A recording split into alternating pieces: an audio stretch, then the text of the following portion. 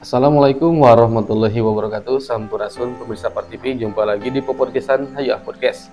Podcast kita kali ini sedang bersama Pak Dedi Irawan. Assalamualaikum Pak, sehat? Assalamualaikum warahmatullahi wabarakatuh. Alhamdulillah Pak Windu. Alhamdulillah sehat Pak ya.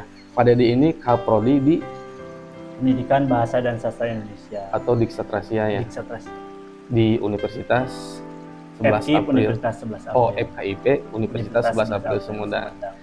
Nah Pak, terima kasih sudah berkenan untuk datang ke Podcastan Part TV Pak. Siap. Ya alhamdulillah suatu kebanggaan bisa berjumpa ngobrol langsung dengan Pak Dedi Irawan. Alhamdulillah. Alhamdulillah.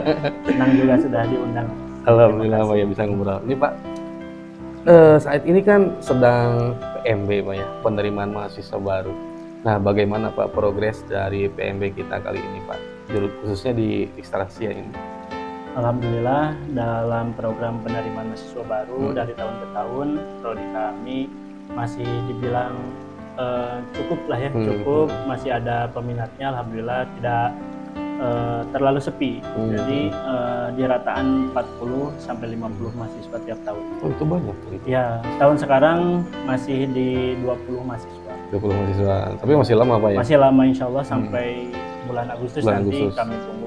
Ini baru Mei Pak, udah 20. Ya, Target mungkin bisa lebih juga seperti bisa. itu. Daya ya. tampung masih bisa sampai 50-60 mahasiswa. 50-60, tapi dibatasi juga Pak mungkin nanti. Ya, ada daya tampung. Dari tampung. Jadi prodi itu memiliki daya tampung tiap tahunnya.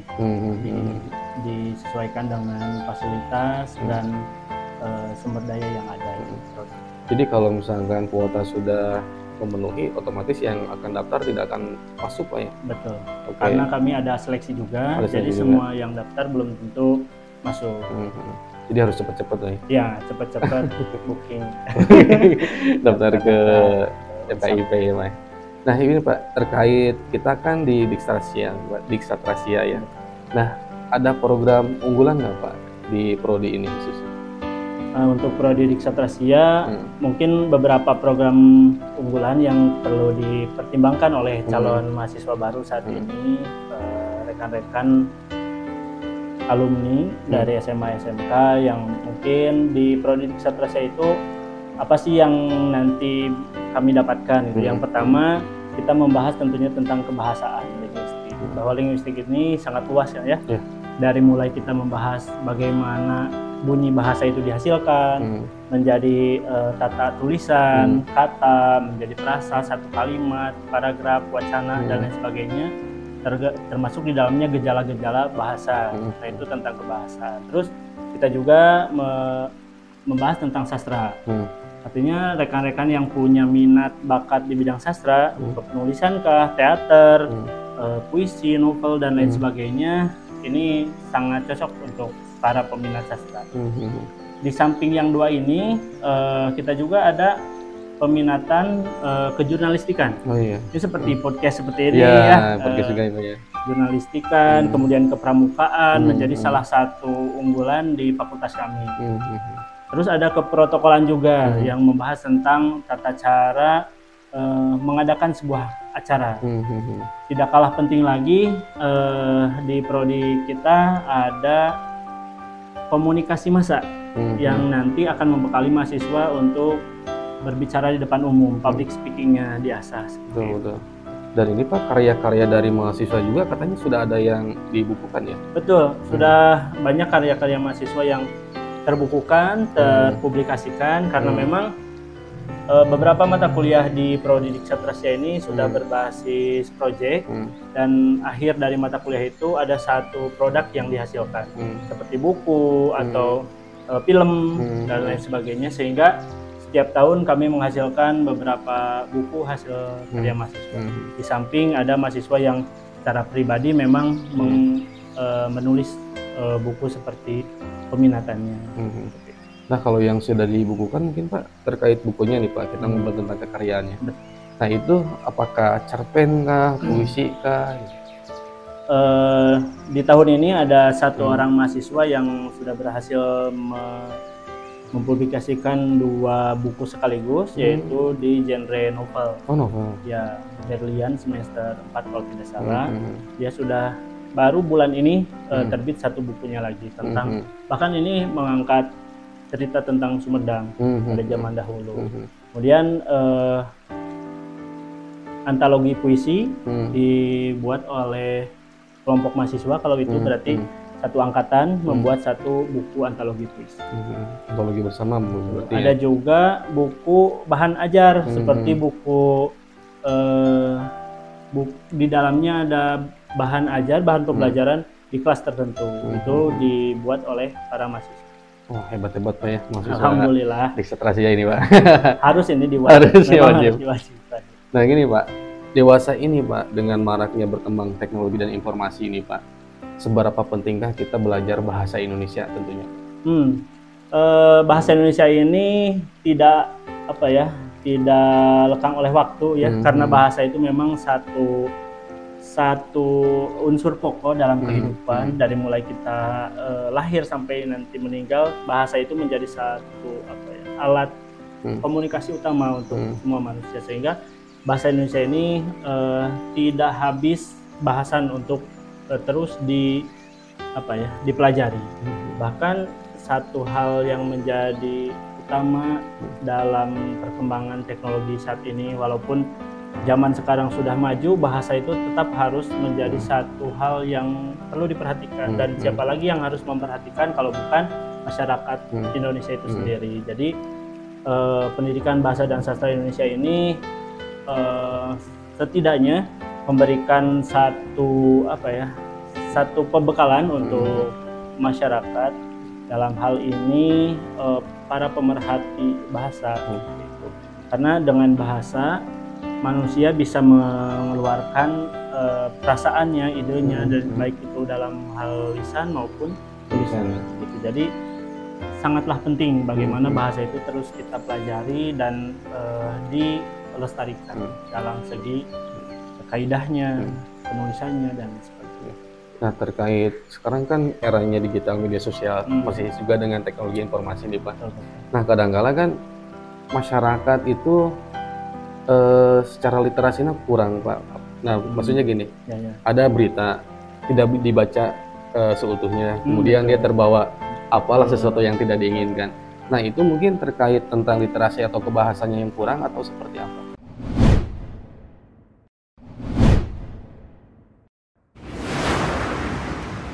Ya betul, memang tadi mengatakan bahwa literasi masyarakat Indonesia pada umumnya dikategorikan sangat lemah gitu ya, khususnya mungkin termasuk di lingkungan kita juga. Nah terkait dengan perkembangan teknologi, bahkan di masa teknologi digital saat ini betul termakan hoax dan banyak sekali masyarakat yang tidak membaca keseluruhan atau tidak mengkonfirmasi, melihat secara berliterasi secara menyeluruh dari berbagai sumber, dia langsung sudah terbawa arus gitu, terbawa emosi dalam hal politik atau hal-hal lain yang sifatnya penilaian terhadap satu tokoh masyarakat misalnya. Nah, jadi secara langsung aja ditelan bulat-bulat tanpa memikirkan dan mencari sumber-sumber lain gitu. Padahal kalau literasi masyarakat itu sudah tinggi dan terbiasa berliterasi, mungkin nanti bisa menjadi satu budaya. Ketika kita mendapat satu informasi, tidak begitu saja percaya, namun masyarakat hendaknya memang disarankan untuk mencari dulu sumber-sumber terpercaya. Bahkan kalau hanya dari status orang gitu ya, kalau hanya dari postingan orang yang sifatnya justru provokatif, nah nanti ini akan kita terbawa-bawa tanpa tahu sumber masalahnya apa. Iya. Dan itu kalau misalkan masuk ke bahasa Indonesia atau literasi, di situ dipelajari Pak ya. Betul. Bagaimana caranya kita konfirmasi, mencari rujukan sumber yang jelas. Betul. Ini salah satu unggulan juga di Prodi Diklat Razia, bagaimana kita mendapatkan informasi, menggali informasi, mengeksplorasi informasi sampai ke kita mengekspresikan kembali informasi yang kita dapatkan menjadi sebuah informasi utuh untuk dikonsumsi lagi oleh orang lain. Itu satu hal bahasan yang menjadi satu unggulan juga di Prodi Diklat Razia. Nah gini Pak, masih tantangannya terkait dengan teknologi nih Pak. Nah sekarang kan gampang nih tinggal pakai AI, bikin cerita pakai AI. Iya. Apakah tantangan kedepannya ini seperti apa sih Pak terkait kita belajar tentang bahasa khususnya nih Pak? Jadi AI ini memang sekarang sudah di berbagai ini ya lini lah ya. Bahkan di WhatsApp pun sudah tersedia AI-nya. Jadi masyarakat, terlebih lagi pelajar dalam hal ini, ketika memecahkan sebuah permasalahan atau ada pertanyaan atau ada soal-soal yang menurut dia sulit, dia tidak berpikir panjang gitu. Jadi dia nggak mau menggali dulu dan membaca buku secara konvensional seperti halnya kita dulu ya sebelum ada AI. Nah sekarang jadi serba instan gitu karena dia terlalu ingin cepat mendapatkan jawabannya sehingga AI menjadi satu pilihan. Hal ini kalau di hemat bahasa dan sastra Indonesia gitu ya di kita mungkin ini agak sedikit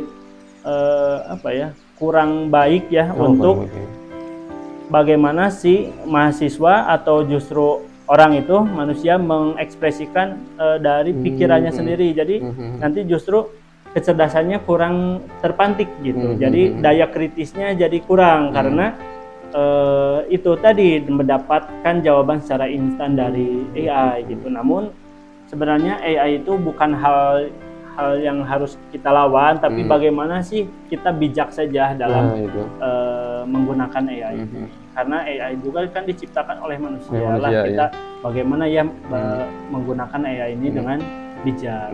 Kita tetap bisa berliterasi dengan baik, AI juga sifatnya hanya membantu dan jangan sampai kita ketergantungan dengan AI. Nah itu poinnya Pak, AI itu sebagai pembantu Pak ya. Poinnya mungkin di situ ya. Itu aja mungkin dari saya. Justru kan ketika kita menggunakan AI juga itu kita butuh bahasa Pak ya.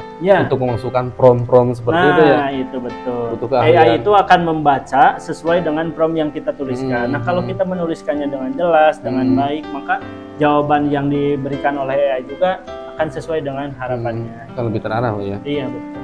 Iya, jadi jangan dijadikan sebagai tadi matang tangan atau penghambat ya? Penghambat, tapi sebagai pembantu ya. Pembantu. Oke.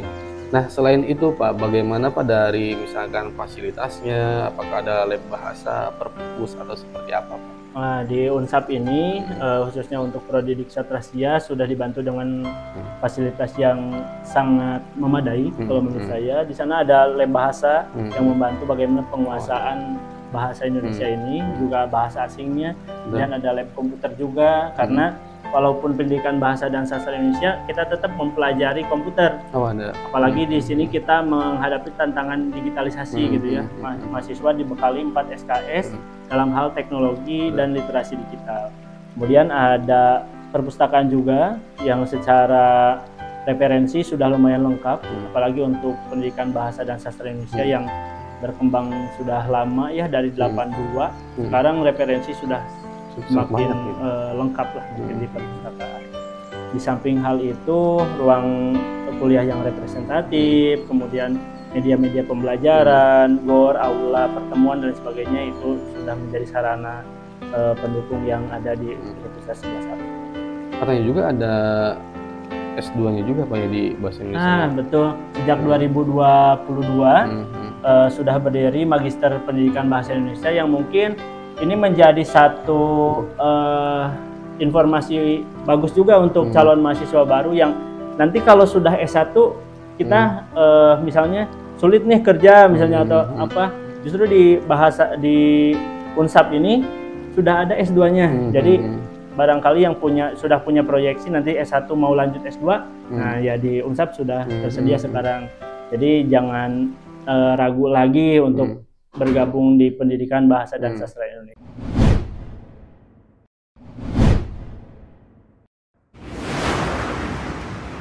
Untuk akreditasinya Pak untuk S1 bahasa Indonesia ini? Alhamdulillah untuk akreditasi pendidikan bahasa dan sastra Indonesia S1 sudah baik sekali. Sudah baik sekali Pak, alhamdulillah ya. Mantap. Nah ini Pak, terkait tentang penyerapan tenaga kerja nih Pak, apakah nanti lulusan dari Prodi Diksatrasya ini hanya menjadi guru saja Pak? Atau masih bisa mengembangkan sayapnya ke jenis pekerjaan yang lainnya Pak? Betul. Walaupun di sini kita secara definitif namanya pendidikan bahasa dan sastra Indonesia yang notabene mencetak seorang pendidik ya, guru. Namun melihat kemajuan zaman, tentu kita harus membekali mahasiswa juga untuk menjadi apapun setelah lulus S1 ini. Dengan mata kuliah yang ada, sarjana lulusan kami nanti bisa juga bekerja di perbankan. Bahkan bukan hanya bisa, tapi sekarang sudah banyak. Sudah ada banyak Pak. Ketika saya kunjungan ke bank nih, ada yang menyapa, siapa? Ternyata lulusan pendidikan bahasa Indonesia. Betul. Jadi CS tuh, karena memang CS itu membutuhkan keterampilan berkomunikasi bahasa Indonesia yang baik. Kemudian bisa juga di dunia jurnalistika. Ada juga yang di pemerintahan, karena punya satu skill keprotokolan mungkinnya dan public speaking yang bagus. Sekarang beberapa orang justru gabung di dinas di Kabupaten Sumedang. Ada langsung di tingkat kabupaten ya. Iya. Ada juga yang di perangkat desa juga banyak. Ada banyak juga. Kemarin pas KKN saya bertemu di desa Jati Gede, beberapa orang kok mereka bekerja di di desa gitu ya. Ternyata itu tidak menjadi penghalang. Dia lulusan S1 bahasa Indonesia tidak bisa menempati posisi itu, ternyata bisa. Ternyata bisa, karena diajarkan juga mungkin tentang pembukuan atau pembukuan, persuratan itu sangat berguna di berbagai jenis. Nah ini Pak, harapan kedepannya Pak terkait tentang perkembangan bahasa khususnya di Indonesia mungkin yang lebih luasnya, atau misalkan tentang di prodinya nanti kedepannya internasional seperti apa? Internasional mungkin seperti apa Pak? Ya, harapan ke depan prodi pendidikan bahasa Indonesia ini terus panjang umur dan masih dipercaya oleh masyarakat untuk mengembangkan bahasa dan sastra Indonesia. Karena dari segi bahasa sekarang dari mulai 2023 kemarin definitif sudah menjadi bahasa formal di UNESCO, bahkan bahasa Indonesia itu, sehingga tidak menutup kemungkinan bahasa Indonesia ini terus berkembang dan dikembangkan. Dan siapa lagi yang mau mengembangkan kalau bukan anak bangsa? Ya caranya mulai dari kita mempelajari bahasa Indonesia itu di prodi pendidikan bahasa Indonesia. Dari segi sastranya juga pembukuan tentang kearifan lokal, cerita-cerita masyarakat yang sekarang tersebar itu sangat perlu tenaga ahli di bidang pendidikan bahasa dan sastra Indonesia. Ya, inilah mungkin peran pendidikan bahasa Indonesia untuk keberlangsungan bahasa dan sastra secara lokal, nasional, bahkan internasional. Jadi kita mengambil peran di situ Pak ya? Iya, betul. Dalam pengembangan Pak ya? Betul. Mungkin Pak yang terakhir untuk pemirsa di rumah Pak, bagi yang ingin melanjutkan kuliah atau anak-anak yang ingin melanjutkan kuliah Pak, silakan, kenapa harus berkuliah di prodi Diksatrasia ini Pak, di FKIP Unsam. Terima kasih ini untuk publikasi ya Pak Wino ya. Bagi rekan-rekan, orang tua, kemudian anak saudara yang memiliki saudara mau melanjutkan, masih bingung melanjutkan kemana pendidikan bahasa dan sastra Indonesia, mungkin ini bisa menjadi satu pilihan yang bisa dipertimbangkan, karena hal-hal yang tadi kita sudah diskusikan. Bahasa dan sastra Indonesia ini bukan prodi yang akan hilang di makan zaman gitu ya. Ini justru akan terus berkembang dan diperlukan di berbagai unsur masyarakat, mulai dari keguruan, kedinasan, di bidang perekonomian dan lain sebagainya. Pendidikan bahasa dan sastra Indonesia ini sangat dibutuhkan. Jadi jangan ragu untuk berkuliah dan bergabung di pendidikan bahasa dan sastra Indonesia FKIP Universitas 11 April. Mantap. Kan ada juga Pak ya, bukan kutipan juga mungkin ya, yang mengatakan bahwa mother language, apa bahasa Inggrisnya ya. Jadi intinya bahasa itu adalah ibu dari ilmu pengetahuan. Betul. Kalau dikatakan bahasa itu adalah ibu dari pengetahuan, karena segala pengetahuan bisa ditransfer kepada orang ya melalui bahasa. Tanpa ada bahasa, bagaimana ilmu pengetahuan ini bisa dipelajarkan kepada orang lain. Jadi jangan sampai ketika kita berbahasa jadi salah tafsir, Pak ya. Betul.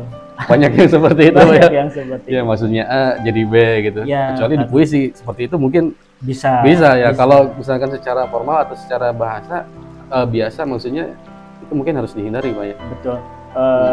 bagaimana kita mengefektifkan sebuah tuturan, kalimat menjadi satu hal yang bisa langsung dicerna oleh orang lain itu bukan hal yang mudah mungkin ya. Perlu dipelajari secara bertahap, terlatih, dan hal itu bisa kita pelajari di pendidikan bahasa dan sastra Indonesia sehingga komunikasi kita lancar, pikiran kita, ide kita dan ilmu pengetahuan yang ingin kita transfer kepada orang lain bisa tersampaikan dengan efektif. Oke, mantap, sangat luar biasa ini. Hatur nuhun Pak Kaprodi. Mudah-mudahan PMB-nya lancar. Amin, amin. Mudah-mudahan mahasiswanya banyak. Ini baru bulan Mei sudah 20 ya. Udah 20. Udah 20. Kalau misalkan bulan akhir Mei sudah 50 udah ditutup mungkin ya. Jadi biar cepat-cepat daftar nih Pak ya buat mahasiswa baru ya. Ditunggu sekali. Ditunggu sekali. Siap. Sekali lagi hatur nuhun Pak Didi Irawan. Sehat selalu. Salam untuk Pak Dekan di kampus. Oke, pemirsa Par TV, itu saja podcastan kita kali ini bersama Kak Prodi dari Diksatra Asia FKIP Universitas 11 April Sumedang. Mudah-mudahan bermanfaat. Silahkan untuk teman-teman di rumah untuk segera daftar di FKIP Unsap, khususnya Prodi Diksatra Asia Pendidikan Bahasa dan Sastra Indonesia. Hatur nuhun. Assalamualaikum warahmatullahi wabarakatuh. Sampurasun.